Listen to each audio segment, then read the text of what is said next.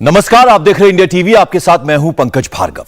उपराष्ट्रपति का सिलेक्शन तो हो गया, लेकिन प्रधानमंत्री एक और बड़ा काम 15 अगस्त को करने वाले हैं और यह काम है घर घर तिरंगा, हर घर तिरंगा। किसी ने सोचा नहीं था कि देश में तिरंगे पर भी राजनीति होगी, लेकिन अब ऐसा लगता है कि 15 अगस्त तक हर रोज कोई ना कोई मोदी विरोधी नेता खड़ा होगा, तिरंगे पर पॉलिटिकल लाइन खींचेगा।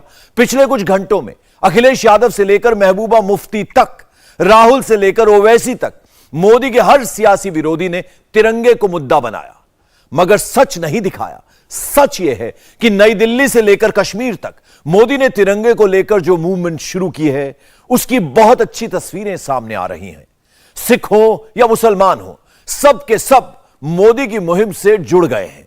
हर घर तिरंगे से मोदी कौन सा सोशल मैसेज दे रहे हैं, उनके विरोधी ये समझ ही नहीं पा रहे हैं, अंदर की बात पढ़ ही नहीं पा रहे हैं। नरेंद्र मोदी ने हर घर तिरंगे के जरिए जो ट्रेंड सेट किया है, उस ट्रेंड को, उस मैसेज को इस रिपोर्ट से डिकोड करते हैं।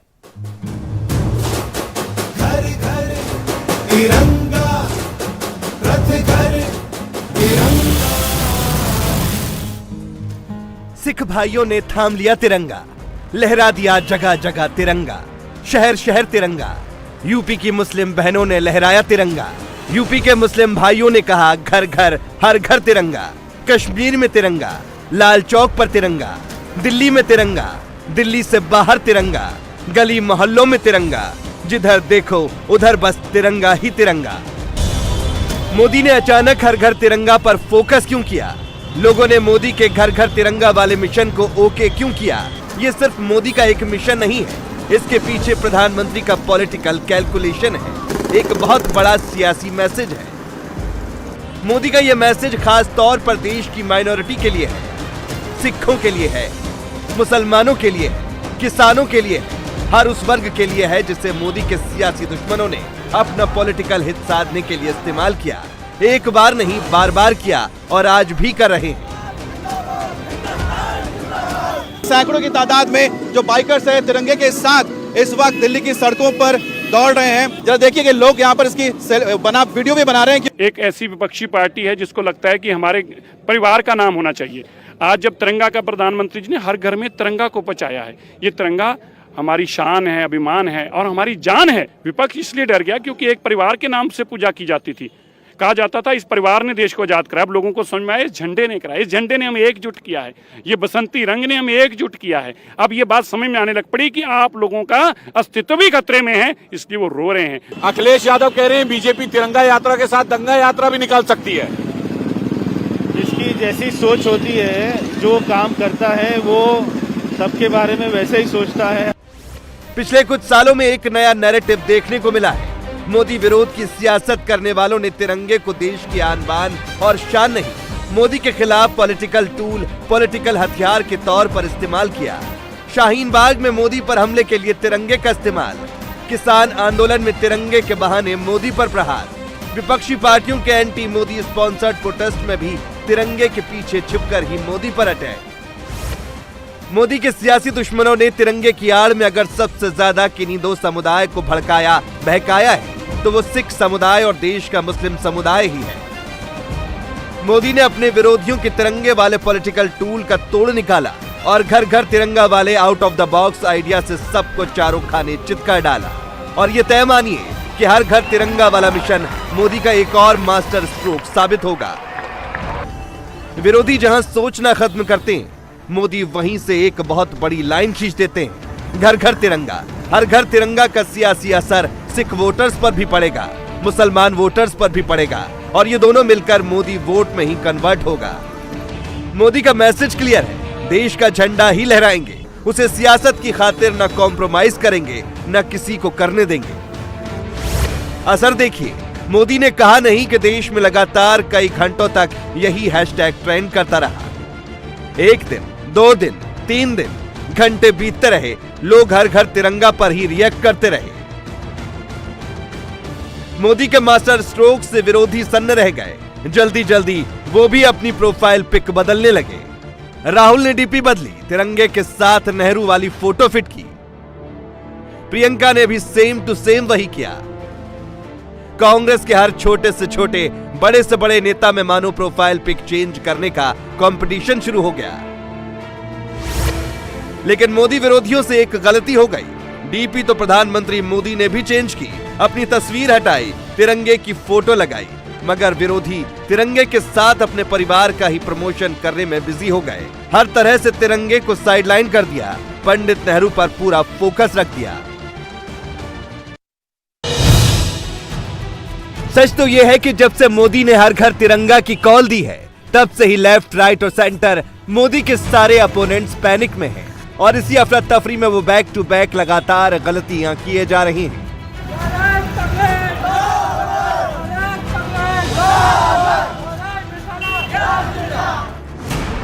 पिछले कुछ दिनों की मोदी विरोधियों की टाइमलाइन देखकर आपको इसका अंदाजा लग जाएगा।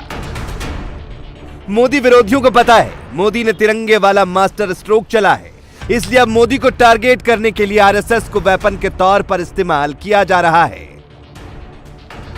एक जैसे ट्वीट सबकी ट्विटर टाइमलाइन पर कॉपी पेस्ट हो रहे हैं।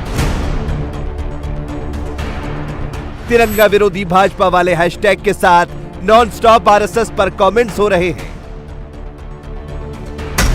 आरएसएस तिरंगा विरोधी है वाला नैरेटिव जोर शोर से फैलाया जा रहा है।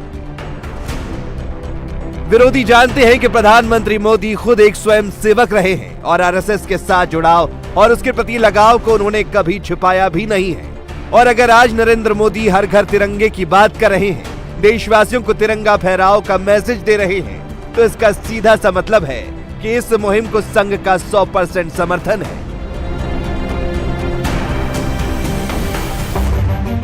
और मोदी के सियासी दुश्मन ये कभी नहीं चाहेंगे कि तिरंगे के प्रति संघ के सम्मान और रिश्ते का सच देश को पता चले। इसलिए जिस दिन से हर घर तिरंगा मुहिम की शुरुआत हुई है, उस दिन से राहुल से लेकर ओवैसी तक हर कोई दुष्प्रचार कर रहा है। संघ को कटघरे में खड़ा करके मोदी पर अटैक कर रहा है। आरएसएस पर निशाना साधते हुए राहुल लिखते हैं कि इतिहास गवाह है, हर घर तिरंगा मुहिम चलाने वाले उस संगठन से निकले हैं जिन्होंने 52 सालों तक तिरंगा नहीं फहराया। राहुल की देखा देखी कांग्रेस का पूरा इकोसिस्टम आधा सच आधा झूठ मिक्स करके बड़बड़ाने लगता है, सच नहीं बताता। संघ का देश की तिरंगे से कितना गहरा रिश्ता है, कितना पुराना रिश्ता है, ये समझना है तो आज आपको संघ प्रमुख मोहन भागवत की कही एक बात बहुत गौर से सुननी चाहिए। जब जब हमारे इतिहास का विषय आता है, ये भगवा झंडा कहीं न कहीं रहता ही है। यहां तक कि स्वतंत्र भारत का ध्वज कौन सा हो, इसका फ्लैग कमेटी ने जो रिपोर्ट दिया वो तो यही दिया कि सर्वत्र सुपरिचित सुप्रतिष्ठित भगवा झंडा हो। बाद में उसमें परिवर्तन हुआ, तिरंगा ध्वज आ गया, वो हमारा राष्ट्र ध्वज है, उसका भी पूर्ण सम्मान रखते ही है। यह भी प्रश्न उठाया जाता है, शाखा में भगवा झंडा लगता है, तिरंगा झंडे का क्या? तिरंगे झंडे के जन्म से उसके सम्मान के साथ संघ का स्वयंसेवक जुड़ा है। मैं आपको सत्य कथा बता रहा हूं। निश्चित होने के बाद, उस समय तो चक्र नहीं था, चरखा था ध्वज पर। पहली बार फैजपुर के कांग्रेस अधिवेशन में उस ध्वज को फहराया गया। 80 फीट ऊंचा ध्वजस्तंभ लगाया था, नेहरू जी उसके अध्यक्ष थे। तो वो बीच में लटक गया, ऊपर पूरे जा नहीं सका, और इतना ऊंचा चढ़ के उसको सुलझाने का साहस किसी का नहीं था। एक तरुण भीड़ में से दौड़ा, वो सरसर उस खंबे पर चढ़ गया, उसने वो रस्सियों की गुत्थी सुलझाई, ध्वज को ऊपर पहुंचा के नीचे आ गया। तो स्वाभाविक लोगों ने उसको कंधे पर लिया, नेहरू जी के पास ले गए। नेहरू जी ने उसकी पीठ थपथपाई और कहा कि तुम आओ शाम को खुले अधिवेशन में, तुम्हारा अभिनंदन करेंगे। लेकिन फिर कुछ नेता आए, कहा कि उसको मत बुला, वो शाखा में जाता है। जलगांव में फैजपुर में रहने वाले श्री किशन सिंह राजपूत नाम के वो स्वयंसेवक थे उस समय। तब से पहली बार फहराया गया, तब से इसके सम्मान के साथ स्वयंसेवक जुड़ा है।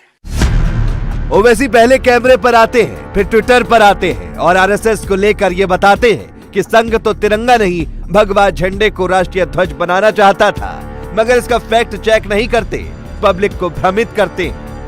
हमने ये कहा है हमारे ट्वीट के जरिए कि ऑर्गेनाइजर मैगजीन जो है वो आरएसएस का एक माउथ पीस है। उनके इशू है 1947 17 जुलाई को उन्होंने ये कहा था कि इस बात का डिमांड किया था कि देश का नेशनल फ्लैग भगवा होना चाहिए। जब आरएसएस का माउथपीस ये कह रहा है और देश के प्रधानमंत्री कहते हैं कि आरएसएस उनका फाउंडेशन है, उनको उनसे इंस्पिरेशन मिला, प्रधानमंत्री को बताना चाहिए। और एक बात, वही ऑर्गेनाइजर मैगजीन ने 14 अगस्त 1947 को अपने मैगजीन में ऑर्गेनाइजर ने लिखा कि जो 3 रंग है हमारे नेशनल फ्लैग में, उन्होंने कहा कि ईवल है वो। तो प्रधानमंत्री को और भाजपा को बताना चाहिए ये इन्होंने जो कहा है वो सही है या गलत है, ये हमारा सवाल है। ओवैसी के भगवा झंडे वाले फैक्ट का सच कांग्रेस की झंडा समिति की रिपोर्ट के आखिरी पन्ने में, जिसमें साफ साफ कहा गया था कि देश के राष्ट्रीय झंडे का रंग केसरिया या सैफ्रॉन होना चाहिए। गौर से पढ़िएगा, कहा गया था कि झंडे का रंग ऐसा हो जो पारंपरिक तरीके से भारत के ट्रेडिशन से जुड़ा हो, और वो रंग केसरी या सैफरन ही है। बाद में कंक्लूजन करते हुए भी यही रेकमेंड किया गया था कि राष्ट्रीय ध्वज पर केसरिया या सैफरन कलर ही होना चाहिए। भगवा रंग को रेकमेंड करने वाली इस समिति में पंडित नेहरू थे, अब्दुल कलाम आजाद, वल्लभ भाई पटेल जैसे शीर्ष नेता शामिल थे। संघ का काम भारतवर्ष में राष्ट्रीय स्वयंसेवक संघ के नाम से इस भारतवर्ष को परम वैभव बनाएगा, संपन्न करेगा, और यह भारतवर्ष विश्व गुरु बनेगा। कैसे बनेगा? इस भारतवर्ष की संतानें जो भारतवर्ष में है और जो संपूर्ण दुनिया में आज उस देश के बहुत अच्छे रहिवासी या नागरिक बनकर उन देशों की भी सेवा कर रहे हैं, और संपूर्ण विश्व में संपूर्ण मानवता को एक करने वाला एक वातावरण इसमें से खड़ा होगा। विश्व गुरु भारत के बिना बोले प्रत्यक्ष कृति से बताए उदाहरण का अनुकरण दुनिया करके एक नई सुखी सुंदर दुनिया का उदय होगा। ये सपना लेकर हिंदू स्वयंसेवक संघ का काम उस देश में चलता है। एक बात तो तय है, मोदी का हर घर तिरंगा वाला मिशन किसी पॉलिटिकल मास्टर स्ट्रोक से कम नहीं है, क्योंकि इसके बाद विपक्षी दल न सिर्फ और बैकफुट पर चले जाएंगे, बल्कि वो ना तो पूरी तरह इसका विरोध ही कर पाएंगे और ना ही समर्थन। विरोध करने का मतलब होगा राष्ट्र विरोधी कहलाने का खतरा उठाना, जबकि समर्थन करने का मतलब होगा मोदी के फैसले पर सहमति जताना।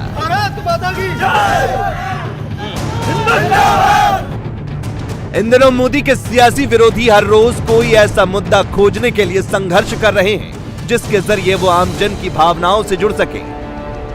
मगर सच्चाई यह है कि मोदी ने हर घर तिरंगा मुहिम के जरिए विरोधियों को क्लीन बोल्ड कर दिया है। विपक्षी खेमे में पैनिक बटन इतना तेज दबा है कि हर कोई अपना आपा खो रहा है।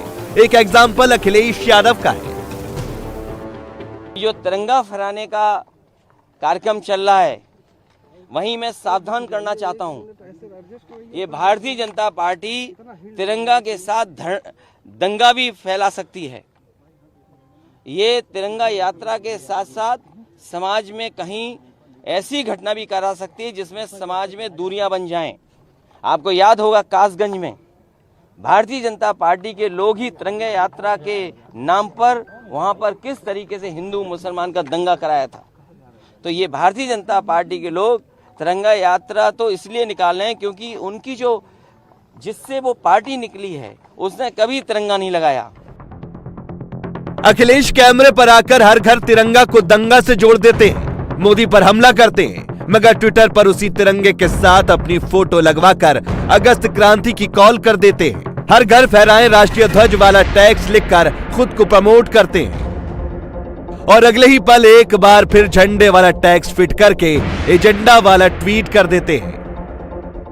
वो बड़े नेता हैं, जब वो कोई गला काट ले उसको कहते हैं बच्चा है, तो उनके सोच को क्या, वो तो वोट बैंक की राजनीति करते हैं। क्या देश में तिरंगा फहराना दंगा कराना है?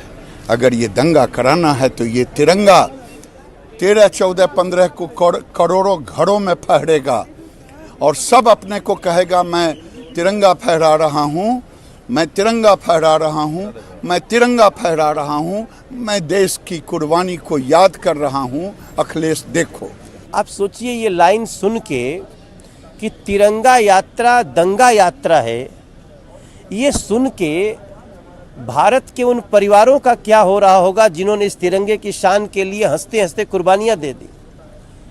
आप सोचिए उस देश के हर उस व्यक्ति का क्या गुजर रहा होगा जो इस तिरंगे के सम्मान में हंसते हंसते जान देने के लिए तैयार रहा था, उस पर क्या गुजर रही होगी। मुझे लगता है अखिलेश यादव जी उत्तर प्रदेश का चुनाव हारने के बाद मानसिक संतुलन खो चुके हैं। केवल वोट बैंक की राजनीति के जिस प्रकार से लगातार एक संप्रदाय विशेष को डराकर भारतीय जनता पार्टी के खिलाफ उनका वोट हासिल करना बगैर कुछ किए उनके लिए, और उनका एक बार वोट फिर इनको मिल जाए, ये इस लालच के सिवाय कुछ भी नहीं है। ये वाला जो पत्ता ये फेंके हैं बहुत ही गंदा वाला और बहुत ही तुष्टीकरण की एक कहते हैं ना एक शातिर राजनीति वाला, ये ध्वस्त हो गया। उनको ये बता देना चाहिए कि अब रामपुर और आजमगढ़ में मुसलमान समाज भी वोट कर रहा है और मुस्लिम समाज आके अब भाजपा के साथ उसको समर्थन कर रहा है और उसको पता है कि हम लोग सुरक्षित है। ये मानसिक संतुलन को खो देना कह सकते हैं और कुछ नहीं। रही भावना जैसी हर मूरत देखी तिन तैसी, क्योंकि समाजवादी पार्टी के झंडा लेकर के चलने वाले लोग अक्सर दंगाई ही होते हैं और दंगा फैलाने का काम ही करते हैं वो। और आज अफसोस है कि एक राष्ट्रीय पार्टी के अध्यक्ष हैं और वो तिरंगे में दंगा देख रहे हैं, ये बहुत दुर्भाग्य है। मोदी के हर घर तिरंगा वाले मिशन का असर कश्मीर में भी दिखा है। जिन इलाकों में कल तक लोग तिरंगा लेकर चलने से कतराते थे, आज वही इलाके, श्रीनगर का वही लाल चौक तिरंगे से भरा पड़ा है। जिधर देखो उधर तिरंगा। श्रीनगर के मुसलमानों के हाथों में तिरंगा, बच्चे बूढ़े बुजुर्ग सब साथ निकल पड़े।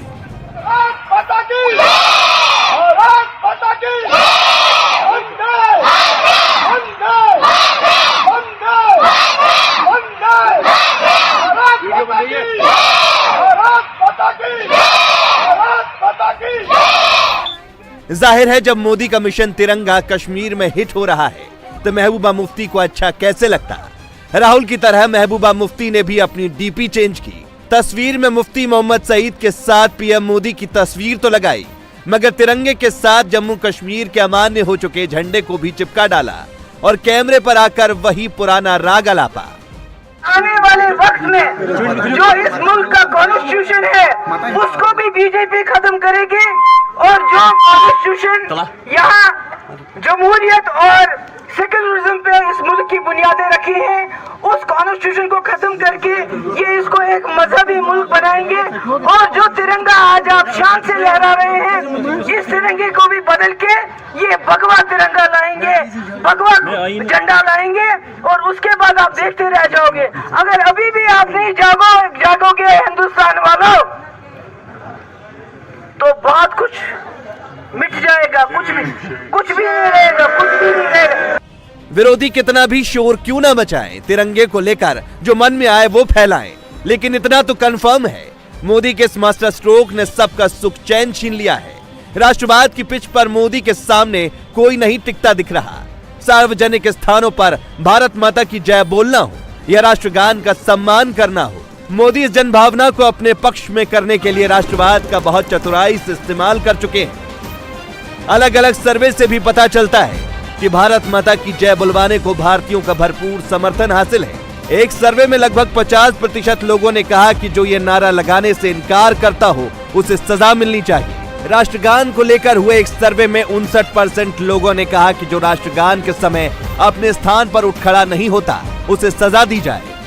हिंदू धर्म और राष्ट्रवाद की पिच पर बीजेपी के वर्चस्व का आलम यह है कि धारा 370 के हटने और अयोध्या में राम मंदिर निर्माण का विरोध करने की हिम्मत भी किसी विपक्षी दल ने नहीं की। उल्टे ज्यादातर पार्टियों ने समर्थन ही किया और अब हर घर तिरंगा से मोदी को शहर शहर गली गली हिंदू मोहल्लों से लेकर मुस्लिम मोहल्लों तक बीजेपी की पैठ को और गहरा बनाने में मदद मिलेगी। विरोधियों को ये पता है, इसीलिए हर घर तिरंगा पर इतना पैनिक बटन दबा है।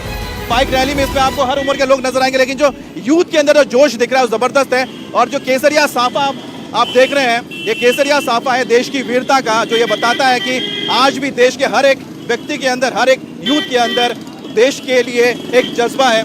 कैसा लग रहा है आपको? बहुत अच्छा लग रहा है। आमतौर पे आप जाते हैं तो बिना तिरंगे के जाते हैं, तिरंगे के साथ? तिरंगा हमारी जान है, हमारी शान है और हमारा मान है। और हर घर तिरंगा। क्या कह रहे हैं?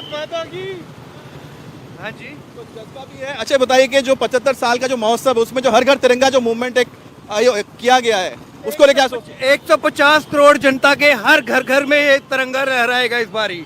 ये बताइए, सुपर बाइक पे सुपर झंडा सरदार के हाथ। बोले सोनिहाल जी, आप क्या कहेंगे? ऐसा तिरंगा हमारा जान है, तिरंगा देश की शान है, निशान सा हमारी जिंद और जान है। ये जो रैली है एक मैसेज देगी पूरे हिंदुस्तान को कि हर तरीके से सिख समुदाय एकदम साथ रहता है हमेशा, किसी के लिए कोई भी आए चाहे। बिल्कुल, आप देखें कि तमाम जो सिख कौम के नुमाइंदे हैं, सिख हैं, वो इस वक्त तिरंगा यात्रा निकाल रहे हैं और ये तालकोटा स्टेडियम से इंडिया गेट तक का सफर है, जिसे 750 बाइकर्स तिरंगा लगा के अपनी अपनी मोटरसाइकिल पर सफर कर रहे हैं। इंडिया टीवी हर वक्त हर जगह डाउनलोड करने के लिए सर्च करें India TV news Google play store या ऐप स्टोर पर।